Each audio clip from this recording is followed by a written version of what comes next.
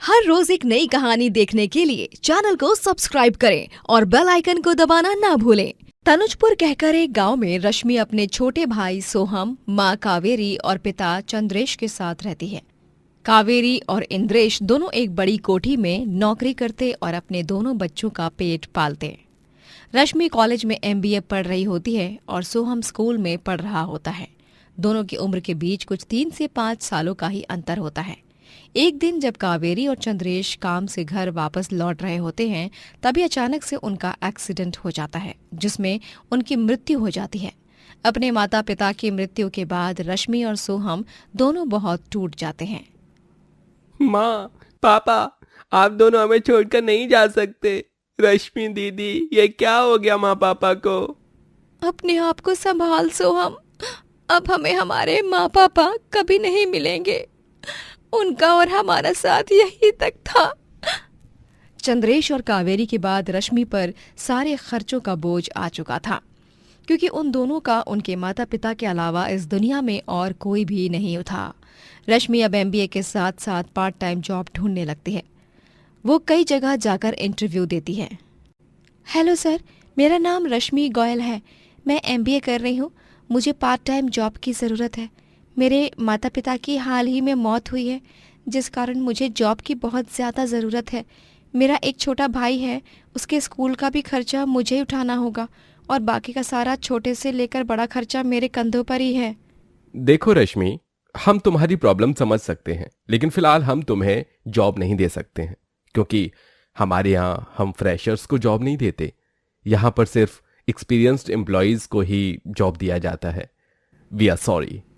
लेकिन सर मेरी बात तो सुनिए सर। रश्मि बहुत दुखी हो जाती है, क्योंकि वो जहाँ कहीं भी जाती वहाँ उसे निराशा के अलावा और कुछ नहीं मिलता। रश्मि ठान लेती है कि अब वो खुद का ही बिजनेस शुरू करेगी।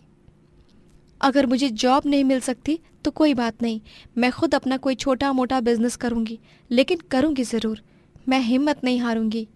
तभी रश्मि गांव के बाजार में चल रही होती है और उसकी नज़र बाजार के छोटे मोटे ढाबों पर जाती है। वो ढाबे ग्राहकों से भरे पड़े होते हैं। क्यों ना मैं भी अपना कोई ढाबा खोलूं? मेरी कॉलेज तो वैसे भी सुबह 7 से 11 बजे तक ही रहती है। मैं 12 बजे से लेकर रात के 10 बजे तक अपना ढाबा खोल सकती हूँ, लेकिन ढाबा खोलने के लिए निवेश के पैसे वो कहाँ से लाऊंगी? कोई मेरी मदद भी नहीं करेगा। रश्मि घर जाती है और वो अलमारी में से अपने सोने के कंगन और झुमके निकालती है। ये झुमके और कंगन मुझे माँ और पापा ने दिए थे। ये एक तरह से उन दोनों की आखिरी निशानी ही है मेरे पास। मैंने इन्हें सहेज कर रखा था, लेकिन अब मुसीबत के समय इन्हें गिरवी रखने के अलावा मेरे पास और कोई रास्ता नहीं है। इन्हें अपने आप से अलग करना मतलब माँ पापा को अपने आप से अलग करना है, लेकिन मुझे ये मुश्किल कदम उठाना ही पड़ेगा। रश्मि उन गहनों को गिरवी रखती है और उनसे मिले पैसों से अपना एक छोटा सा ढाबा खोलती है, जिसका नाम वो MBA ढाबे वाली रखती है। MBA ढाबे वाली का नाम पढ़कर लोग काफ़ी आकर्षित हो जाते हैं और वो रश्मि के ढाबे पर खाना खाने आते हैं। रश्मि के हाथ का स्वादिष्ट खाना खाकर सभी का मन खुश हो जाता है। आए हाय हाय, ये शाही पनीर तो वाह वाह वाह, लाजवाब लाजवाब। और ये मसाला छाछ, आहा हा हा, इसका तो कोई जवाब ही नहीं। रश्मि, तुम्हारी मेहनत को सच में सैल्यूट करना चाहिए। तुम इतना अच्छा खाना बनाती हो। अपने इस ढाबे के साथ साथ MBA की पढ़ाई करना भाई बहुत मुश्किल है, लेकिन फिर भी तुम ये मुश्किल काम कितनी खुशी से, कितनी हिम्मत से करती हो। धन्यवाद भाई साहब। मैंने भी कभी सोचा नहीं था कि मैं इस तरह से बदल जाऊंगी, लेकिन वक्त और हालात इंसान को चुटकियों में बदल देते हैं। रश्मि दिन भर मेहनत करती और फिर रात में आकर अपने भाई के साथ वक्त बिताती, उसके लिए गर्मा गर्म खाना बनाती और उसे अपने हाथों से खिलाती। ये ले, आकर ना ठीक से सोहन। आजकल के ज़माने में कोई बहन अपने भाई को खाना नहीं खिलाती है। तो शुक्र मना कि तुझे मुझ जैसी बहन मिली है, जो तुझे इतने प्यार से खाना खिलाती है। पता है दीदी, ज्यादा बनो मत अभी। कभी उसे पढ़ाती तो कभी उसकी पढ़ाई में उसका साथ देती। सोहम, तू वो वायर और कार्डबोर्ड पकड़ना, सीधे पकड़ वरना ग्लू से ये चिपक नहीं पाएगा। ये साइंस प्रोजेक्ट भी ना, सच में। दीदी, मेरा हाथ दर्द कर रहा है। तुझे 2 मिनट कार्डबोर्ड पकड़ने की भी शक्ति नहीं है क्या? दिन भर इतना ठूसता रहता है, फिर भी जरा भी फुर्ती नहीं है इस नमूने में, बेवकूफ कहीं का।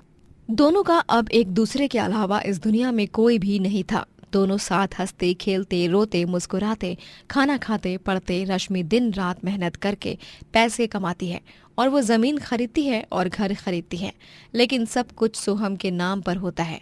रश्मि खुद के नाम का कुछ नहीं बनाती, यहाँ तक कि उसके सारे जमाए हुए पैसे भी सिर्फ सोहम के नाम पर होते हैं। वक्त के साथ रश्मि को ढाबे से ही अच्छी कमाई होने लगती है, इसीलिए वो एमबीए की पढ़ाई पूरी होने के बाद भी ढाबा ही चलाती है। कई साल बीत जाते हैं। सोहम की शादी ऐश्वर्या नामक एक लड़की से होती है, लेकिन जैसे ही उसकी शादी होती है उसका अपनी बहन के प्रति प्यार नफरत में बदल जाता है और एक दिन वो रश्मि को घर से बाहर निकाल देता है। सोहम, सोहम तू ऐसा कैसे कर सकता है मेरे साथ? मैं तेरी दीदी, तेरी रश्मि दीदी हूँ। रश्मि दीदी, बस बहुत हो गया। आप भी अपना बोरिया बिस्तर उठाओ और निकल जाओ यहाँ से, क्योंकि यहाँ पर अब आपका ना कुछ सामान बचा है ना कोई रिश्ता। निकल जाइए दीदी मेरे घर से। रश्मि को जिंदगी का सबसे बड़ा धक्का लगता है। वो यकीन ही नहीं कर पा रही थी कि ये उसका सोहम कर सकता है। सोहम के लिए रश्मि ने अपनी खुशियां दांव पर लगा दी थी और सब कुछ उसके नाम कर दिया था। अब रश्मि के पास अगर कुछ बचा था तो वो सिर्फ उसका ढाबा था। वो रो बिलक कर अपने ढाबे के पास लौटती है और उसके बोर्ड को देखकर उसे हिम्मत मिलती है। नहीं, मैं एमबीए ढाबे वाली हूँ। दुनिया मुझे इसी नाम से जानती है और मैं अकेले ही अपने सपनों को पूरा कर सकती हूँ। सोहम ने मुझे धोखा दिया तो क्या हुआ, मैं टूटूंगी नहीं। रश्मि हिम्मत करके आगे बढ़ती है और अपने ढाबे पर दिन रात जी तोड़ मेहनत करके पैसे कमाती है और कुछ ही सालों बाद वो शहर में सबसे बड़ा 5 स्टार रेस्टोरेंट खोलती है, जिसका नाम भी एमबीए ढाबे वाली 5 स्टार रेस्टोरेंट होता है। रश्मि रातों रात फेमस हो जाती है। अगली सुबह उसके रेस्टोरेंट के बाहर कई सारे रिपोर्टर्स आकर रुके हुए होते हैं। मैम, रश्मि मैम, आपने एक छोटे से ढाबे से इतना बड़ा 5 स्टार रेस्टोरेंट खोला है। अपनी जर्नी के बारे में कुछ बताइए। रश्मि मैम, आपको इस सक्सेस की ऊंचाई पर पहुंचकर कैसा महसूस हो रहा है?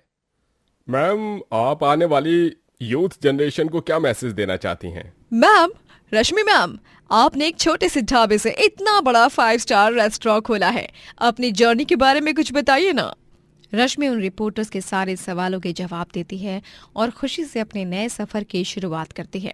उसका 5 स्टार रेस्टोरेंट बहुत अच्छे से चलने लगता है और वो कुछ ही महीनों में शहर में अपने और भी कई सारे रेस्टोरेंट खोल लेती है और इस तरह एक बड़ी मास्टर शेफ और बिजनेस वुमन बनकर वो जीवन में खूब आगे जाती है। सोमनगर कहकर एक गांव में चंपक और सुषमा अपनी बेटी स्वरा के साथ रहते हैं। स्वरा बहुत काली होती है, जिस कारण सब उसका खूब मजाक उड़ाते और भरपूर तिरस्कार करते। स्वरा गरीब घराने की होती है और ज्यादा पढ़ी लिखी भी नहीं होती। चंपक और स्वरा उसकी शादी के लिए लड़के ढूंढ रहे होते हैं, लेकिन जो कोई भी आता वो स्वरा की बदसूरती को देखकर उससे शादी करने को इनकार कर देता। रहने दीजिए पापा, मेरी किस्मत में शादी का सुख लिखा ही नहीं है। मुझे अभागन को सारी उम्र यूं ही काले रंग के कारण लोगों के ताने सुनने पड़ेंगे। ऐसा नहीं बोल मेरी बच्ची। तुम चिंता मत करो स्वरा बिटिया, हम हैं ना। तुम्हें उदास होने की कोई जरूरत नहीं है। तुम्हारे माँ पापा हैं, फिर दुनिया वालों की क्यों फिक्र कर रही हो तुम? स्वरा के माता पिता उससे बहुत प्यार करते हैं। एक दिन चंपक का दोस्त ब्रिज आता है और वो उन्हें एक लड़के की तस्वीर दिखाता है। ये देख, ओए चंपक भाया, ये लड़का हीरा है, हीरा। अच्छी नौकरी है, अच्छा घर परिवार है और इसे स्वरा बिटिया के काले रंग से भी कोई ऐतराज नहीं है। कहो तो रिश्ता पक्का करा दूं? अरे वाह, ये तो बहुत ही अच्छी बात है। हाँ हाँ ब्रिज, देर किस बात की? वैसे भी इस महीने हर दिन शुभ मुहूर्त है, उसके बाद सीधे 2 महीनों बाद है, इसलिए इसी महीने शादी करा देते हैं। वैसे लड़के का नाम क्या है? और हमें उससे और उसके परिवार से भी तो मिलना होगा ना पहले। अरे सुषमा भाभी, आपको मुझ पर भरोसा नहीं है क्या? स्वरा भी तो मेरी बेटी की तरह ही है, उसके लिए मैं अच्छा रिश्ता ही लाऊंगा ना। नहीं नहीं, वैसी बात नहीं है। थोड़ी सी जान पहचान और मिलना तो जरूरी है ना शादी के पहले। लड़के का नाम मानव है और वो दिन भर काम में व्यस्त होता है, इसीलिए मिलना थोड़ा मुश्किल है। कोई बात नहीं ब्रिज। दरअसल मानव एक शराबी आदमी होता है और वो बस चंपक से दहेज मिले इसलिए स्वरा से शादी के लिए हाँ कहता है। बहुत खूब ब्रिज चाचा। अब बस चंपक तुम्हें दहेज दे दे, उसके बाद 50% तुम्हारा और 50% मेरा। पूरे 4 लाख मांगे हैं ना तुमने चाचा? हाँ हाँ, पूरे 4 लाख। चंपक अपनी जमीन का आधा हिस्सा बेच देता है और सुषमा भी खानदानी जेवर बेच देती है, जिससे वो 4 लाख रुपए और शादी का बाकी का खर्चा इकट्ठा कर लेती है। स्वरा बहुत अच्छा खाना बनाया करती और शादी के एक दिन पहले वो चंपक और सुषमा के पसंद का खाना बनाती है। आहा, बहुत खूब बिटिया, बहुत खूब। तुमने बहुत स्वादिष्ट खाना बनाया है। अब तेरे जाने के बाद ये घर सूना सूना हो जाएगा। हमें तेरी बहुत याद आएगी स्वरा बिटिया। माँ, आप उदास मत होइए, मैं अक्सर आपसे मिलने आया करूंगी, ठीक है? स्वरा और मानव की शादी हो जाती है, लेकिन शादी के अगले ही दिन मानव ब्रिज के सामने स्वरा को घर से बाहर निकाल देता है।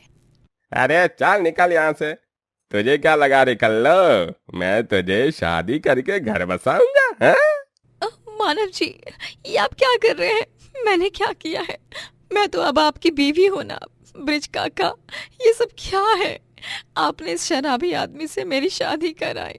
अरे चुप रहे बेवकूफ कहीं की, हमें तो बस तेरे बाप के दहेज चाहिए था। अब तू जा जहां तुझे जाना है, हैं? इसका मतलब ये आप दोनों की मिली भगत है? छी, कितने लोभी इंसान हो आप। लालच में कोई इतना नीचे कैसे गिर सकता है?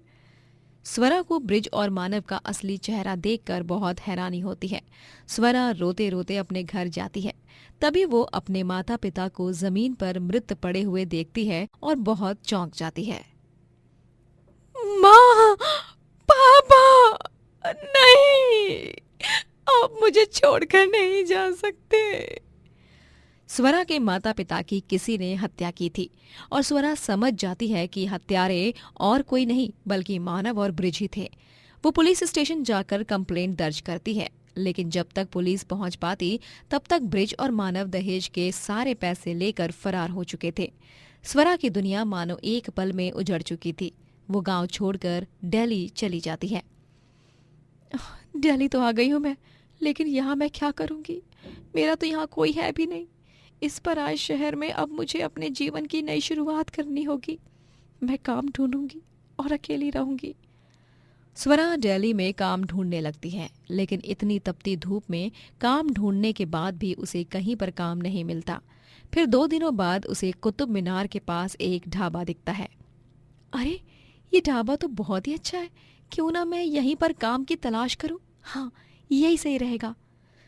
स्वरा उस ढाबे के पास जाती है। उस ढाबे का नाम कुतुब मीनार ढाबा होता है। उस ढाबे का मालिक रमन लाल अपने सर पर हाथ धरे बैठा हुआ होता है। काका, काका, क्या मुझे आपके ढाबे पर नौकरी मिल सकती है? मुझे बहुत अच्छा खाना बनाना आता है।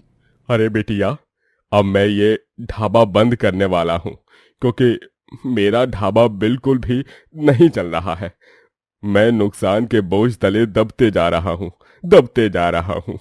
अब मैं और नहीं सह सकता हूँ। काका, आप चिंता मत कीजिए। मुझे बस 15 दिन की मोहलत दे दीजिए। अगर इन 15 दिनों में मैंने आपके ढाबे को मशहूर नहीं कर दिया तो आप मुझे यहाँ से निकाल देना और उन 15 दिनों के पैसे भी मत देना। लेकिन सिर्फ 15 दिनों के लिए मुझे एक मौका दीजिए काका। ठीक है बिटिया, अगर तुम कह रही हो तो मैं तुम्हारा कहना मान लेता हूँ। तुम्हारी बात में दम लग रहा है। बहुत बहुत धन्यवाद काका। आप पहले ऐसे व्यक्ति हैं जो मुझे मौका दे रहे हैं, वरना अब तक तो सबने मेरे काले रंग के कारण मेरा तिरस्कार ही किया है। चिंता मत करो बिटिया, अगर तुम्हारे हाथों ही मेरे कुतुब मीनार ढाबे की तरक्की होनी लिखी है तो मैं भी किस्मत को आजमाने के लिए तैयार हूँ।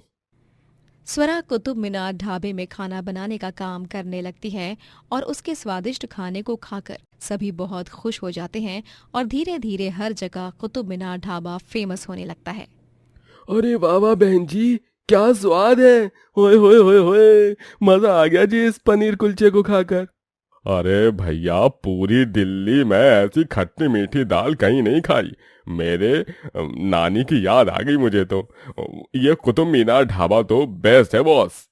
धन्यवाद जी धन्यवाद। सारा जादू और सारा कमाल तो स्वरा का है। स्वरा, तुमने सच में साबित कर दिया कि तुम किसी से कम नहीं। स्वरा अब उस ढाबे पर 15 दिन के बाद भी काम करने लगती है। कुछ महीनों बाद रमन लाल को अचानक से हार्ट अटैक आता है, जिसके बाद स्वरा बहुत दुखी होती है, लेकिन वो हिम्मत जुटाती है और अपने आंसू पोंछकर ढाबे को संभालने की ठानती है। रमन लाल काका का ये ढाबा उनकी रोजी रोटी नहीं था, ये उनका हिस्सा था, उनकी धरोहर थी, और मैं इसे सहेज कर रखूंगी और आगे बढ़ाऊंगी। मैं इस ढाबे को संभालूंगी और जी जान से मेहनत करके पूरे मन से, पूरी लगन से इस कुतुब मीनार ढाबे में काम करूंगी। स्वरा अब कुतुब मीनार ढाबे को संभालने लगती है और वो ढाबे के जरिए ढेर सारे पैसे कमाने लगती है, जिसके चलते वो दिल्ली में अपना खुद का घर लेती है और गरीबों की भी बहुत मदद करती है। उसके काले रंग के कारण समाज ने उसके साथ बहुत बुरा बर्ताव किया और उसे मानसिक तौर पर खूब ठेस पहुंचाई, लेकिन स्वरा ने हिम्मत बांधी और अपने जीवन में आगे बढ़ी, जिसके बाद उसे उसके हिस्से की सफलता मिल ही गई। दोस्तों, अगर आपको ये कहानी पसंद आई तो लाइक करें, शेयर करें और कमेंट करके बताएं कि कहानी में आपको सबसे अच्छा क्या लगा।